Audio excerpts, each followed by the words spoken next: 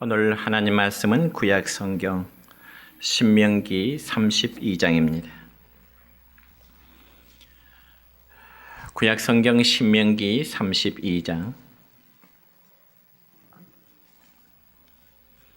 7절부터 14절에 있는 말씀까지 봉독에 올립니다. 옛날을 기억하라. 역대의 연대를 생각하라. 내 아버지에게 물으라. 그가 내게 설명할 것이요 내 어른들에게 물으라. 그들이 내게 말하리로다. 지극히 높으신 자가 민족들에게 기업을 주실 때, 인종을 나누실 때 이스라엘 자손의 수요대로 백성들의 경계를 정하셨도다. 여호와의 분깃은 자기 백성이라. 야곱은 그가 택하신 기업이로다. 여호와께서 그를 황무지에서 짐승이 부르짖는 광야에서 만나시고 호위하시며 보호하시며 자기의 눈동자와 같이 지키셨도다.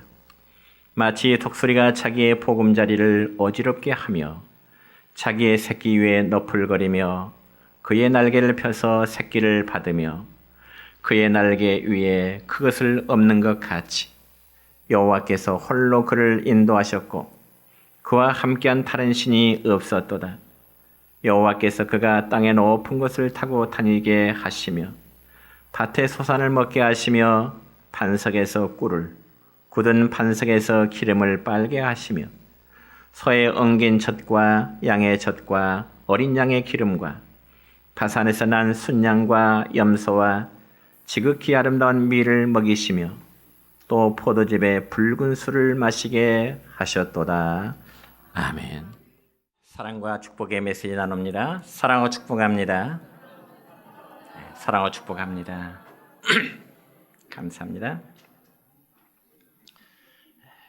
오늘은 구약 성경 신명기 32장 7절로 14절까지 있는 말씀을 중심해서 옛날을 기억하라고 하는 제목으로 말씀을 선포하고자 합니다. 여러분, 옛날 중국 양나라에 장승효라고 하는 이름하는 사람이 있었습니다.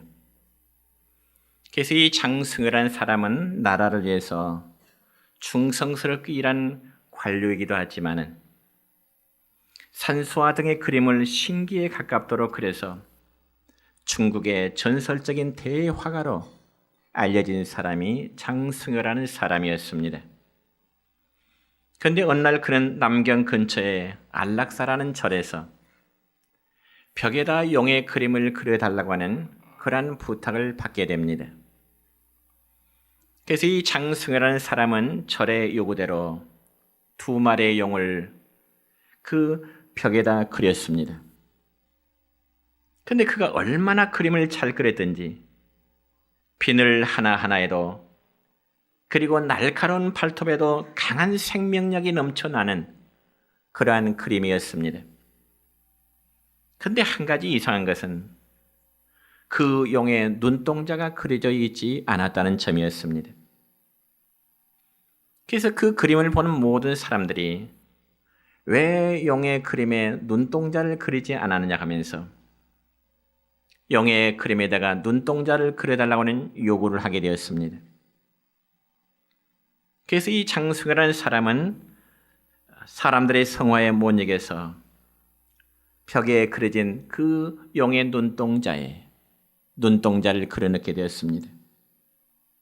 그런데 그림에다가 눈동자를 그려넣자마자 우레소리와 함께 용이 벽을 박차고 뛰쳐나와 하늘로 올라가 버렸다는 것입니다. 물론 이 이야기는 전설입니다.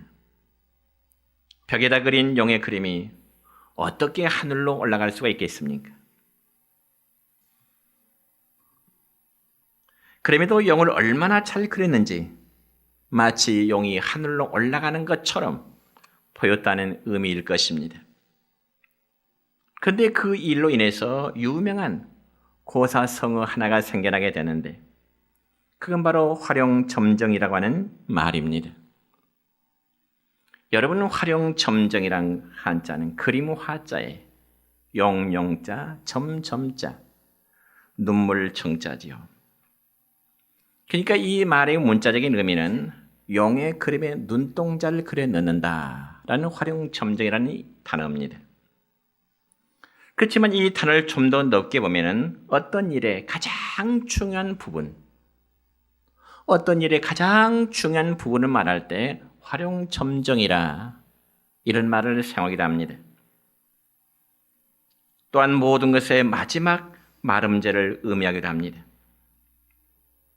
그러니까 이처럼 용의 그림에 눈동자를 그려넣는 그 마무리가 정말로 중요한 것처럼 우리 인생에 있어서도 마지막을 아름답게 정리하는 것이 참으로 중요하다는 사실을 우리에게 보여주는 내용입니다. 여러분, 우리는 오늘을 포함해서 지난 364일, 즉 52주 동안 삶의 많은 부분들을 우리의 삶을 그려왔습니다. 그렇기 때문에 저는 오늘 2018년 마지막 주일의 예배에서 오늘 본문 7절에 있는 말씀을 중심해서 옛날을 기억하라고 하는 이런 제목을 여러분과 함께 나누고자 원합니다. 여러분, 오늘 본문의 말씀의 내용은 일명 모세의 고별 설교라고도 불려지는 그런 말씀입니다. 특별히 이 말씀이 기록될 당시에 이스라엘 백성들을 애굽 땅으로 인도해낸 모세의 나이는 어느덧 나이가 120세가 이르게 되었습니다. 그러자 모세는 자신의 생명이 이제 얼마 남지 않았다는 것을 짐작하게 되는 것입니다. 그래서 자신은 약속의 땅인 가나안에 들어가지 못할 것을 알고 이제는 요단강 건너편에 서서 사랑하는 자기의 백성, 자기 동족들에게 마지막으로 유언의 메시지를 그들에게 전하고 있는 내용입니다. 사랑하는 성도 여러분요, 사람이 마지막으로 남기는 유언은 어떤 시시한 말을 남기지 않지요. 가장 중요한 말을 유언으로 남기게 되는 것이 바로 유언이라는 일반적인 의미입니다.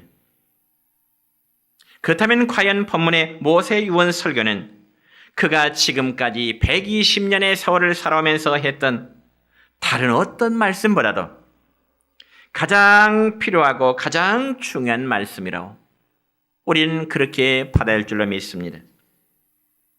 그러면 오늘 7절 본문의 첫 번째 말씀을 보면 이렇게 기록됩니다. 옛날을 기억하라. 역대의 연대를 생각하라. 여러분, 이 말을 좀 더 쉽게 표현하자면 이렇습니다. 지난 과거를 한번 돌아보라. 하나님께서 어떻게 인도하셨는지, 그리고 모세가 자기 백성들에게 한 이 말을 오늘 우리 각자에게 한번 적용해 본다면 지난 2018년을 한번 되돌아보라. 하나님이 우리 각자 가정 그리고 우리의 개인의 삶을 어떻게 인도하셨는지,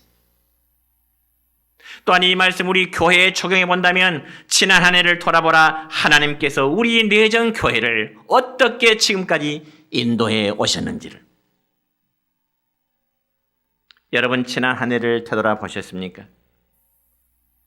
여러분, 과거의 시간이 우리의 미래를 보장해 주지는 않지만은 그래도 우리는 과거를 돌아봄으로써 다가오는 미래의 삶을 더욱 복되게 할 수 있는 것입니다.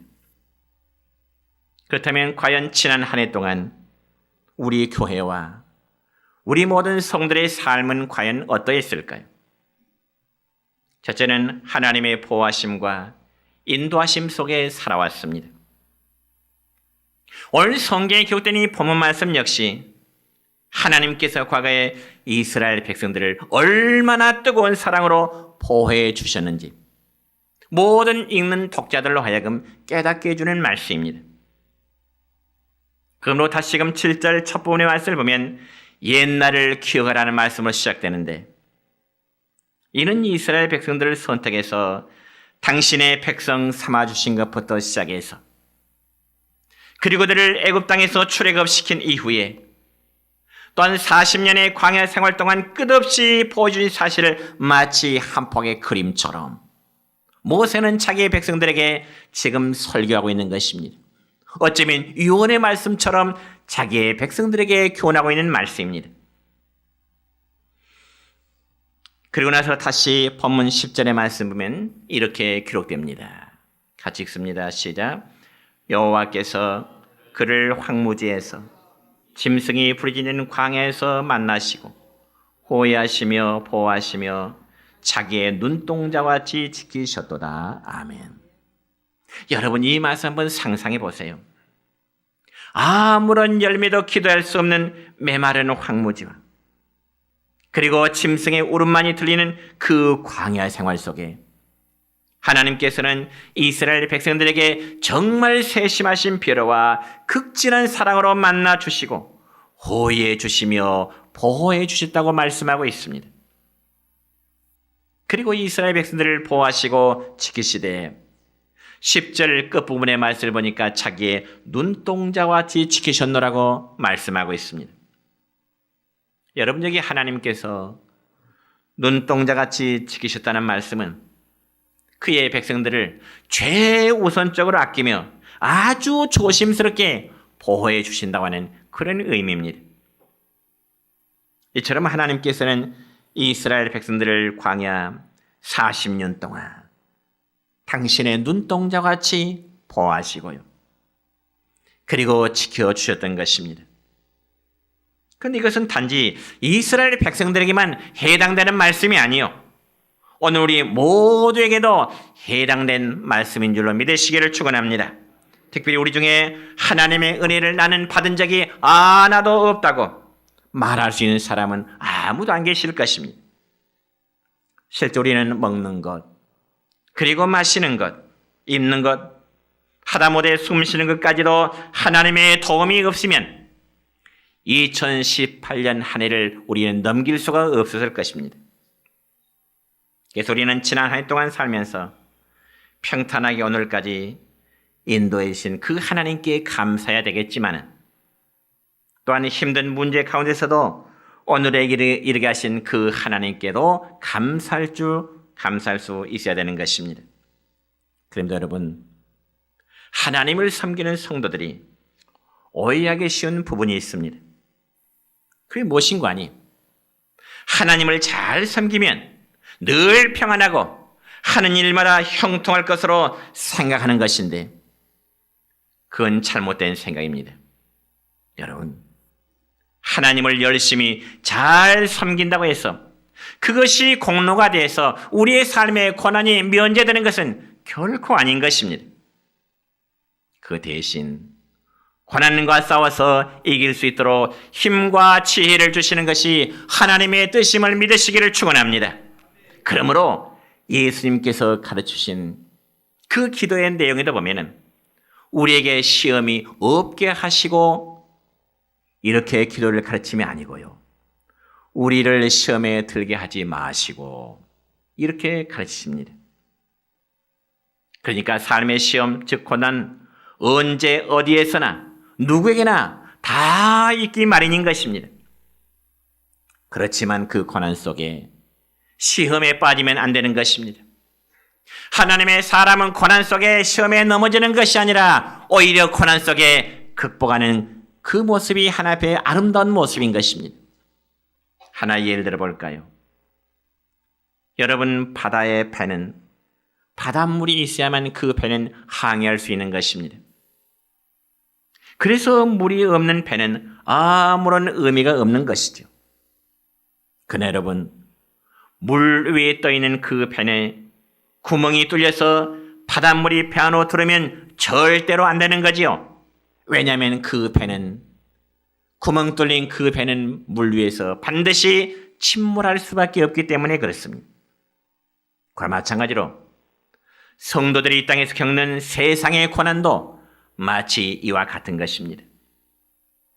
그러므로 성도가 세상을 살아가는 모습이 마치 배를 타고 바다를 건너는 것과 같다는 이치를 깨달은 영국의 톰 레이디 목사님은 찬송 373장에서 이렇게 우리에게 노래하고 있습니다.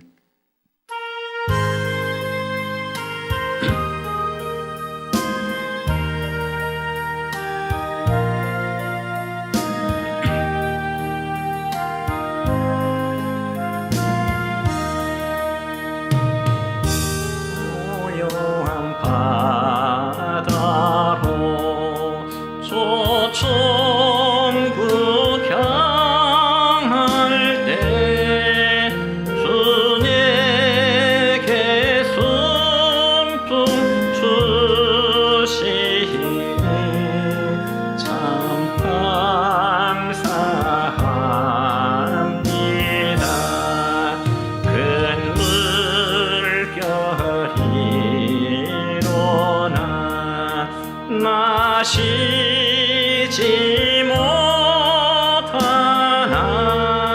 이 풍랑으로 인하여 더 빨리 갑니다. 여러분, 구약 성경 욥기서 5장 7절의 말씀을 보면은 이런 말씀이 기록되어 있습니다. 시작. 사람은 고생을 위하여 났으니 불꽃이 위로 날아가는 것 같으니라. 아멘. 여러분, 이 말씀은 인생은 어느 누구나 이 땅에 사는 동안에 반드시 삶의 고생, 고난이 따른다고 하는 말씀입니다. 그래서 어느 분이 인간의 고난에 대해서 이렇게 말했습니다. 가난이 고난으로 여겨질 때는 소록도 형제들을 생각하고, 고독이 고독으로 여겨질 때는 보고 듣고 말하지 못한 헬렌 켈러를 생각하고, 신체적 불균형이 고통으로 여겨지거든 독일의 음악가 귀먹은 베토벤, 영국의 시인 장님 잔 밀턴을 생각하라 그랬습니다. 여러분, 또 어떤 분은 말하기를요, 고생을 영광이요 훈련이요 인생의 과정이요 하나님의 계획으로 받지 아니한다면 그는 고생을 조금 더 해야 될 사람이라, 그런 말을 하게 되어 있습니다. 우리 사람 믿음의 식구 여러분이요, 우리는 지난 한 해 동안 희노애락을 겪으면서 2018년 마지막 끝자락에 이르게 되었습니다. 그러나 그러한 과정들 어느 하나도 하나님께서 도우심이 없는 것 하나도 없는 것입니다. 그렇다면 우리는 지난 한 해 동안에 우리에게 베풀으신 하나님의 보호하심을 기억하고 감사하면서 이 한 해를 마무리할 수 있기를 축원합니다. 그리고 새해 초부터 새해 말까지 우리의 가정과 교회를 이 시간까지 이끄신 하나님의 은혜와 사랑을 감사하는 여러분 되시기를 축원합니다. 두 번째로, 하나님은 우리를 여기까지 연단하셨습니다. 여러분, 지난 해 동안 하나님께서 우리를 보호하시고 도우셔서 오늘에 이렇다는 말에 동의하며 감사하시는 분들도 계시지만은 아마도 어떤 분은 또 이렇게 말할 수 있을 것입니다. 나에게 2018년은 정말 생각만 해도 지긋지긋합니다. 더 이상 기억조차도 하기 싫습니다. 그러니 빨리 2019년이 왔으면 좋겠습니다. 아마 이렇게 생각하실 분도 없지 않아 계실 것입니다. 그러나 여러분, 지나버린 우리의 삶이 비록 기억조차 하기 싫은 과거를 할지라도 미래를 위해서는 우리의 과거를 돌아볼 필요가 있는 것입니다.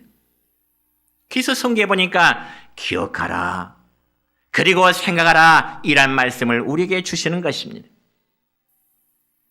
여러분, 이스라엘에 가보니까요, 세계 제2차 대전 당시에 히틀러 나치 정권 하에서 학살당한 600만 유대인들을 기념하는 그런 기념관이 있습니다. 그래서 그 기념관의 이름이 히브리어로 야드바심이라는 것인데, 그 기념관 이름이 야드바심, 우리말로 번역하자면 기억이라는 뜻입니다. 기억.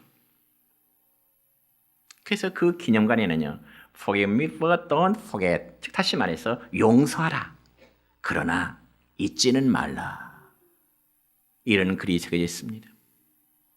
용서해라, 그러나 잊지는 말아라. 여러분, 실제로 이스라엘 국민들은 그의 조상들이 나치 정권에 의해서 학살당했던 그 사건을 결코 잊어서는 안 되는 일이었습니다. 아니, 잊지 말고 기억해야 될 일입니다. 여러분, 조금 전에 말씀을 드렸듯이 하나님께서 당신의 백성들을 보호하신다고 해서 항상 평화롭고 만사 형통하게 이끄시는 것은 결코 아닙니다. 오히려 하나님께서는요, 당신의 백성들에게 고난과 고통을 주시면서 그 백성들을 연단시켜 나가신 하나님이십니다. 그래서 오늘 본문 11절의 말씀을 보니까 이렇게 기록됩니다. 시작. 마치 독수리가 자기의 보금자리를 어지럽게 하며 자기의 새끼 위에 너풀거리며 그의 날개를 펴서 새끼를 받으며 그의 날개 위에 그것을 엎는 것 같이. 여러분, 저와 여러분이 믿는 하나님은 어떤 하나님이라고 여러분은 생각하십니까? 여러분이 믿는 하나님 과연 어떤 분이실까요? 이에 대해서 방금 읽은 말씀을 보니까 독수리가요, 자기 새끼를 다루듯이 우리를 다루시는 하나님이라고 말씀합니다. 그러면 과연 독수리는 자기의 새끼를 어떻게 다룰까요? 여러분, 독수리는 원래 생태학적으로 자기의 보금자리를 높은 절벽이나 주로 벼랑 위에다 자기들의 집을 짓는다고 합니다. 그래서 아무나 접근하지 못하는 것에 아주 튼튼한 둥지를 치고요, 거기에 자기의 털이나 혹은 부드러운 물질로 푹신한 독수리의 이 터전을 만들게 됩니다. 집을 만들게 되죠. 그리고 그 다음 거기에다 알을 낳고요, 알을 오랫동안 품은 후에 알에서 나온 새끼를 그 집에서 기르게 되는 것입니다. 그래서 독수리 새끼는 튼튼한 집에서 어미 독수리가 물어주는 음식을 받아 먹으면서 하루 이틀 아주 즐겁게 자라나게 됩니다. 그리고 눈만 뜨면 파란 창공이 올려다 보이고 둥지 아래에는 광활한 벌판이 내려다 보이겠지요. 그래서 독수리 새끼는 날마다 둥지 안에서 행복할 수밖에 없습니다. 그리고 또한 난공불락의 요새 같은 집에서 독수리 새끼는 아무 걱정 없이 자라가게 되는 것입니다. 그런데 어느 날 이상한 일이 벌어지게 된 겁니다. 그렇게 자기를 사랑스럽게 돌보던 어미 독수리가요, 날개를 퍼덕이며 보금자리에 있는 자기의 새끼를 아주 못살게 구는 것입니다. 그러자 새끼 독수리는 갑자기 변한 어미를 보고, 아니, 우리 엄마가 미쳤을까? 왜 나를 못살게 하지? 아마 새끼 독수리가 말을 한다면 아마 그런 반응을 나타낼 것입니다. 그럼에도 여러분, 어미 독수리는 아랑곳하지 않고 계속 어미의 독수리의 날개를 펄럭거리면서 입으로 새끼 둥지 가장자리로 자기의 새끼들을 밀쳐내는 겁니다. 물론 새끼는 왜 자기 엄마가 둥지 안에 있는 자기들을 둥지 가로 자꾸 밀어내는지 새끼들은 이해를 하지 못합니다. 그래서 새끼들은 어떻게 해서라도 보금자리에서 빠져나오지 않으려고 기를 쓰면서 소리를 지르겠지요. 그러므로 어떤 초류학자의 말에 의하면 어미 독수리는 새끼들을 끌어내기 위해서요, 푹신푹신한 깃털 침대를 전부 다 밖으로, 자기 털이 깔렸던 그것을 다 둥지 밖으로 물어낸다고 하는 것입니다. 그러면 그 둥지가 딱딱해지니까 또 가지에서 이제 삿갓을 이제 쑤시게 되니까 견디다 못해 그 새끼 둥지들은, 새끼 독수리들은 둥지 밖으로 기어나오다가 밑으로 떨어지며 곤두박질 치면서 떨어지게 된다고 합니다. 여러분, 둥지에서 새끼가 떨어질 때 그 독수리 새끼는요, 그래도 살기 위해서 힘차게 날개짓을 하겠지요. 그럼에도 아직 날개가 훈련되지 못했기 때문에 새끼 독수리는 계속해서 땅으로 떨어지게 되는데, 그때까지 어미 독수리는 공중에서 떨어지는 그 새끼의 모습을 바라보고 한참 동안 바라보고 있다는 거죠. 그러다가 새끼가 땅바닥에 거의 떨어질 찰나 어미는 쏜살같이 내려가서 커다란 날개로 자기의 새끼 독수리를 안전하게 받아준다는 겁니다. 그리고 다시 하늘 높이 올라가 얼마만큼의 시간이 지나면 등에 얹혔던 새끼를 다시금 공중에서 떨어뜨린다는 겁니다. 그래서 새끼가 땅바닥에 떨어지려고 할 때 또다시 어미 독수리는 번개처럼 내려와서 그 새끼 독수리를 받아주고 이렇게 올라갔다 떨어뜨리고 올라갔다 떨어뜨리고 몇 번을 반복한다는 거지요. 이처럼 결국 어미 독수리는 이러한 훈련을 반복함으로써 새끼를 독수리답게 튼튼하게 키운다는 것입니다.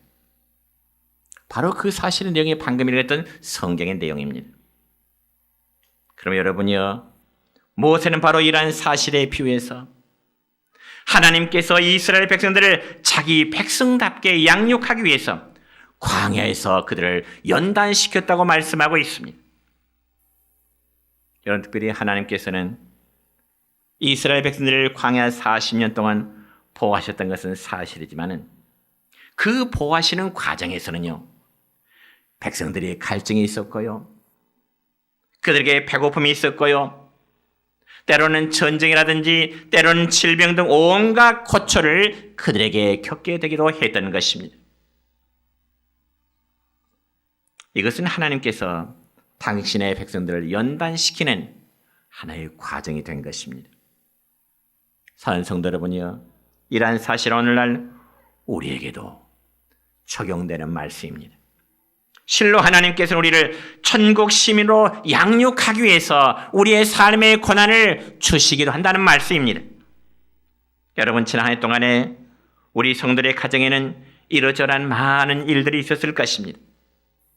때로는 사랑하는 이와 헤어지는 아픔도 있었을 것이고요, 또 사업의 문제라든가 혹은 사랑하는 자녀의 문제나 건강의 문제가 생겼던 많은 적도 있었을 것입니다. 그러나 여러분, 우리가 그러한 시간이었을지라도 하나님은 우리의 연단을 통해서 더 커다란 은혜 주실 줄로 믿습니다.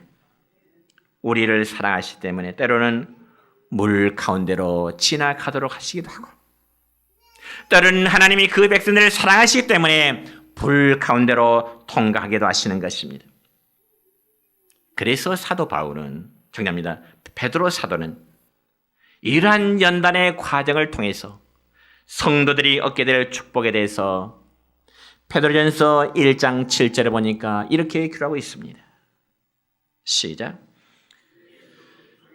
나타나실 때 칭찬과 영광과 존귀를 얻게 할 것이니라. 아멘.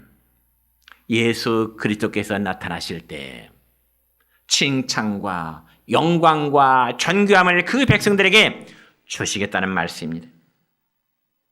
그러므로 우리 모두가 지난 한 해 동안에 정말 힘들었던 일이 있었다면 그 힘듦이 어쩌면 하나님이 우리를 연단시켜서 복 주시기 위한 하나님의 뜻인 줄 아시고 감사할 수 있기를 축원합니다. 마지막 세 번째로 하나님께서 우리를 약속의 땅으로 인도하십니다. 여러분, 이스라엘 백성들이 광야 생활하게 되는 그 궁극적인 목적이 과연 무엇일까요? 그것은 바로 약속의 땅 가나안에 입성하는 것입니다. 하나님이 그들의 조상 아브라함을 통해서 약속하셨던 그 약속의 땅에 들어가기 위해서 그들은 광야 생활 40년 동안에 배고픔, 갈증, 전쟁, 질병, 수많은 고난을 통과하게 되었던 것입니다. 한마디로 이스라엘 백성들은 하나님이 약속하신 그 땅을 얻기 위해서 무려 광야 40년의 삶을 몸부림쳤다는 거지.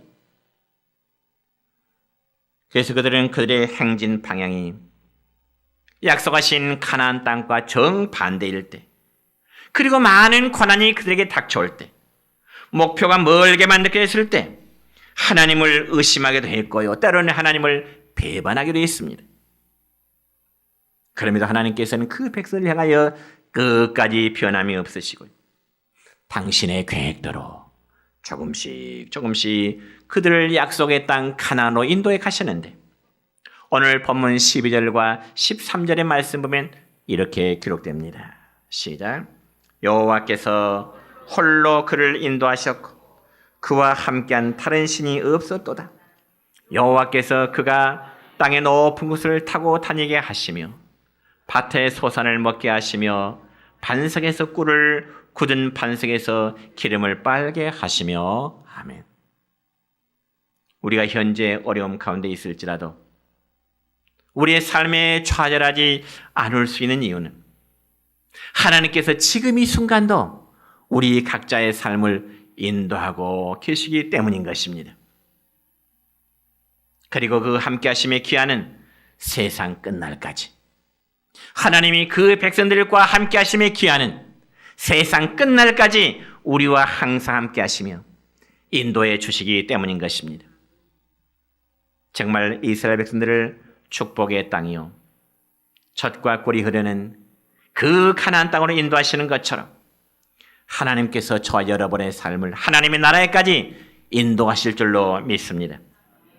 2018년 한 해 동안 여러 가지 모양으로 보호해 주시고 연단시켜 주신 하나님께서 2019년도에도 인도해 줄 줄로 믿습니다. 마지막 한 사람을 소개하고 말씀을 맺겠습니다. 여러분, 미국의 빌리 그레엄 목사님과 함께 사역을 했던 분 가운데 한국인 한 분이 있었는데 그분은 킴 윅스라고 하는 맹인 여성이었습니다. 그런데 그녀는 어린 시절 한국 전쟁 때 피난을 가던 중에 호기심에 그 폭탄이 떨어지는 것을 보다가 두 눈의 시력을 한꺼번에 잃어버렸습니다. 그자 그의 아버지는 상황이 너무 절망적이라 천천히 죽는 것보다 한 번에 죽는 것이 좋겠다 생각했는지 딸인 자신을 강물에 던져버렸던 것입니다. 그런데 마침 그 모습을 미군의 병사가 봤어요. 한 여자아이가 강물에 허우적거리는 그 모습을 미군 병사가 보고 그 아이를 건져내서 지제 딸로 입양을 시켰습니다. 그래서 킴 윅스라는 이 여성은 미국으로 건너가 빌리 그레엄 목사님의 전도 집회에서 처음으로 예수님을 믿게 된 것이죠. 그러고 나서 그녀는 훗날 빌리 그레엄 목사님과 함께 집회를 할 때마다 자신의 신앙 간증을 하게 되었습니다. 그런데 그녀의 신앙 간증의 내용은 이렇습니다. 글을 그대로 인용해서 읽어드리겠습니다. 사람들이 장님이 나를 인도할 때 저 100m 전방에 뭐가 있다고 말하지 않습니다. 그저 앞에 물이 있으면 건너뛰라고 말하고 층계가 있으니 발을 옮겨 놓으라고 말합니다. 그러면 내가 나를 인도하신 분을 믿고 한 걸음씩 걸음을 옮기기만 하면 나는 가고자 하는 목적지에 꼭 도착을 합니다. 그러므로 하나님이 우리를 인도하시는 방법도 이와 같습니다. 우리는 10년 후를 알지 못합니다. 20년 후도 알지를 못합니다. 또 알고다 하지도 않습니다. 그저 오늘 무엇을 해야 할 것인가를 우리에게 보시는 그 하나님께 믿음으로 순종하며 오늘을 살아가면 하나님은 내일을 인도하셔서 마침내 우리 모두의 생애를 하나님이 약속하시고 계획하신 그곳에 도달하게 하실 것입니다. 킴 윅스라는 여성의 신앙 간증의 일부분을 그대로 발췌해 보았습니다. 그렇습니다, 여러분. 주님은 인생의 진정한 가이드 안내자이십니다. 하나님께서는 지난 해 동안 우리를 보여주시고 때로 우리의 삶에 연단을 주시기도 하셨습니다. 그리고 이제 2019년도에도 우리의 길을 예비해 주시고 인도해 주실 것입니다. 오늘 마지막 활용점정의 주일 예배를 드리는 우리 사랑하는 성도 여러분이요. 우리는 지난 해 동안에 보호하시고 연단시켜 주신 그 하나님을 기억하시기를 축원합니다. 그리고 새해에도 우리를 인도하실 여호와 일의 하나님을 생각하시기를 바랍니다. 하나님께서는 실로 과거나 현재나 영원토록 불변하시는 하나님이십니다.